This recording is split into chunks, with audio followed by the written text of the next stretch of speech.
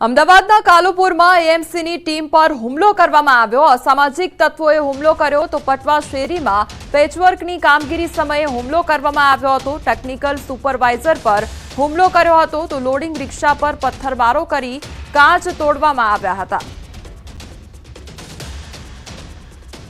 તો technical supervisor પર હુમલો કરવાનો આ મામલો સામે આવ્યો છે। જ્યારે કામગીરી કરવા માટે ત્યાં આગળ પહોંચ્યા હતા, પેચવર્ક કરવામાં આવી રહ્યું હતું, તે દરમિયાન લોકો દ્વારા હુમલો કરવામાં આવ્યો હતો।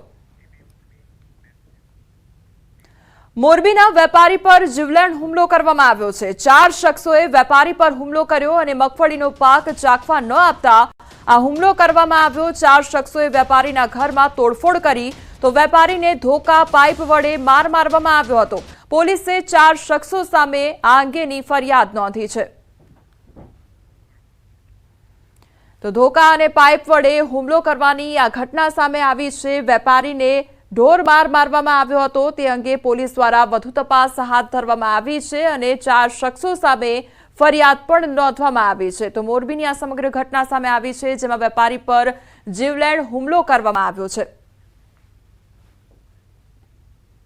આ તરફ જામનગર શહેરમાં લૂંટારુઓ બેફામ બન્યા છે। જામનગરની તારબાબદ સોસાયટીમાં 2 લૂંટારુઓએ પ્રૌઢ મહિલાને મોઢે ડૂચો દઈ બંધક બનાવી અને 1 લાખની રોકડ તેમજ સોનું સહિત 14 લાખની લૂંટ ચલાવી ભાગી છૂટ્યા હતા। આ સમગ્ર ઘટના બાદ પોલીસે ગણતરીના કલાકોમાં લૂંટની ઘટનાનો ભેદ ઉકેલી નાખ્યો અને આરોપીઓની ધરપકડ કરી છે। હાલ પોલીસ આગળની તપાસ હાથ ધરી રહી છે અને બંને આરોપીઓની પૂછપરછ કરી રહી છે।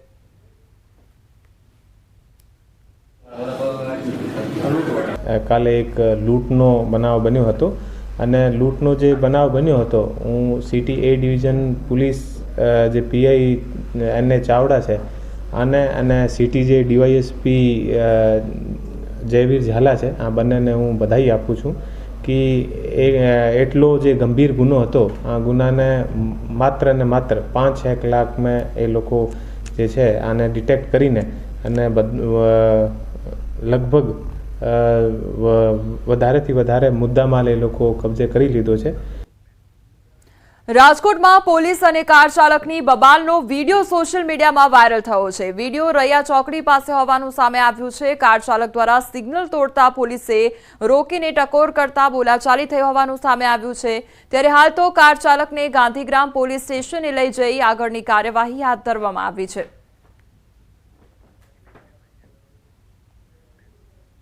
આ તરફ નર્મદામાં જમીન વિવાદને લઈ સાધ્વીએ સાધુને પોલીસની હાજરીમાં લાફો ઝીકી દીધો અને નર્મદા કિનારે આવેલ ધનેશ્વર આશ્રમનો વિડીયો વાયરલ થતા ખળભળાટ મચ્યો છે।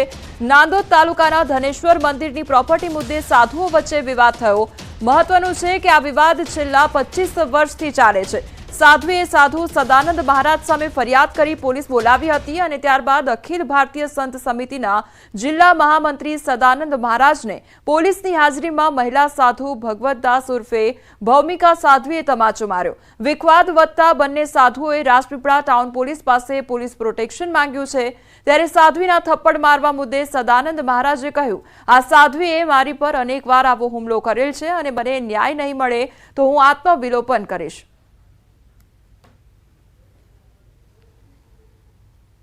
जो सदानंद ने शब्द बोल्या छे एवा खराब शब्द बोल्या छे, स्त्री विषे बोल्या छे, महिला विषे बोल्या छे एवा शब्द खराब षड्यंत्र रची रह्या छे। ए 5 व्यक्ति छे, सदानंद, महेश तड़वी, जितेन्द्र गोस्वामी, प्रशांत અને પ્રીતરામ। આ 5 ષડયંત્ર રચી રહ્યા છે और ધનેશ્વર હડવા માંગે છે, वहां ત્યાં હોટલ બનાવવા માંગે છે। આ લોકો जानकीदासना धर्मपत्नी भागवतदासजी ઉપે ભૂમિકાબેન એ પોતે મારા કમ્પાઉન્ડની અંદર આવીને અનેક વખત આવી છાસવારે હુમલા કરી અને પોલીસ તંત્રને અને 100 નંબરનો દુરુપયોગ કરી અને છાસવારે આવા ષડયંત્રો કરતા હોય છે। એમનો આક્ષેપ શું હતો? એમનો આક્ષેપ એ હતો કે આ જગ્યા અમને સોંપી દો, એમ આ જગ્યા હડપ કરવા માટેના અનેક પ્રકારના ષડયંત્રો કરી રહ્યા છે। નડિયાદમાં રિક્ષા ચાલકો પાસેથી હપ્તા ઉઘરાવવાનો વિડીયો વાયરલ થયો છે અને પોલીસના નામે ધાકધમકી આપી રિક્ષા ચાલકો પાસેથી રૂપિયાની ઉઘરાણી કરાવવામાં આવી રહી છે। એસપી કચેરી નજીક સરદાર ભવન સર્કલ પરનો આ વિડીયો હોવાનું અનુમાન લગાવવામાં આવ્યું છે। રિક્ષા ચાલકે રૂપિયા આપવા આનાકાની કરતા પોલીસ બોલાવવાની ધમકી આપી હતી। અને વિડીયોમાં પોલીસને હિસાબ આપવાનો હોવાનું કહી હપ્તાખોર હપ્તો ઉઘરાવી રહ્યો છે। પોલીસની ધમકી આપી દાદાગીરી કરતા પટેલ કાકાનો વિડીયો વાયરલ થયો છે। શહેરમાં પોલીસની કામગીરી પર અનેક સવાલ ઉઠ્યા છે। ન્યૂઝ 18 ગુજરાતી વાયરલ વિડીયોનું પુષ્ટિ નથી કરતું, તો અનેક સવાલ પણ ઉદ્ભવી રહ્યા છે કે એસપી કચેરી નજીક કેટલા સમયથી આ હપ્તા ઉઘરાવવામાં આવી રહ્યા છે અને શું ટ્રાફિક પોલીસ કોઈ કાર્યવાહી કરશે કે કેમ, તેને લઈને પણ સવાલ ઉદ્ભવી રહ્યો છે। કારણ કે હપ્તા ક્યારથી ઉઘરાવવામાં આવી રહ્યા છે અને આ મુદ્દે કાર્યવાહી કરવામાં આવશે કે કેમ તે પણ સવાલ ઉદ્ભવી રહ્યો છે। શું પોલીસની મિલીભગતથી આ હપ્તા ઉઘરાવવામાં આવી રહ્યા છે, તેને લઈને પણ અનેક સવાલ થઈ રહ્યા છે। આ તરફ વાપીમાં ઝંડા ચોક પર પુલના બાંધકામ અર્થે ખોદેલા ખાડામાં એક વ્યક્તિ ખાબક્યો અને ઊંડા ખાડામાં પડતા રાહદારીને ઈજા પણ પહોંચી છે। તો ખાડામાં પડતા જોતા સ્થાનિક લોકો એકત્રિત થઈ ગયા હતા। સ્થાનિક લોકો અને પોલીસે ઈજાગ્રસ્તને ખાડામાંથી બહાર કાઢ્યો હતો। પુલના ચાલતા કામ માટે રોડની બાજુમાં મોટા ખાડાઓ ખોદી રાખ્યા છે અને સલામતી માટે કોઈ વ્યવસ્થા નહીં હોવાથી કોન્ટ્રાક્ટરની બેદરકારીને કારણે અનેક વખત આવી ઘટના બને છે। જો કે ખાડામાં ખાબકેલો વ્યક્તિ નશામાં હોવાનું સામે આવ્યું છે, ત્યારે અનેક સવાલ ઉદ્ભવી રહ્યા છે કે આખરે આ પ્રકારના જ્યારે ખાડા ખોદવામાં આવતા હોય છે ત્યારે એમાં કોઈનો જીવ જતો રહે તો એના માટે જવાબદાર કોણ? કારણ કે સલામતી માટે કોઈ વ્યવસ્થા રાખવામાં આવતી નથી, ત્યારે આ વ્યવસ્થા પણ ક્યારે કરવામાં આવશે તેને લઈને પણ સવાલ ઉદ્ભવી રહ્યા છે અને હજુ આ પ્રકારે ખોદેલા ખાડામાં કેટલા લોકોનો ભોગ લેવાશે તેને લઈને પણ અનેક સવાલ ઉદ્ભવી રહ્યા છે।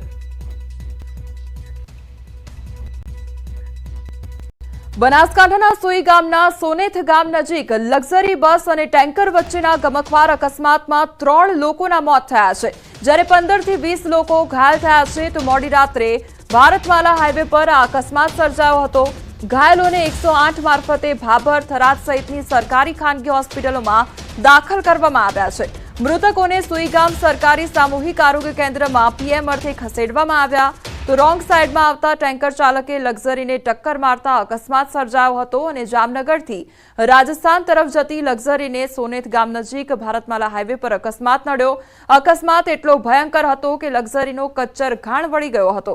સુઈગામ પોલીસે અકસ્માતને લઈને વધુ તપાસ હાથ ધરી છે। આ તરફ દ્વારકામાં અકસ્માતમાં 2 મહિલાના મોત નિપજ્યા છે અને ભાટિયા નજીક કાર ટ્રેક્ટર વચ્ચે અકસ્માત સર્જાયો અને અકસ્માતમાં 5 લોકો ઈજાગ્રસ્ત થયા છે। ટ્રેક્ટર પાછળ કાર ઘૂસી જતા 2 મહિલાના ઘટના સ્થળે જ મોત નિપજ્યા। કારમાં સવાર માતા પુત્રીના મોત નિપજ્યા છે। ઈજાગ્રસ્તોને સારવાર અર્થે ખસેડવામાં આવ્યા છે। તો અકસ્માત અંગે કલ્યાણપુર પોલીસે તપાસ હાથ ધરી છે।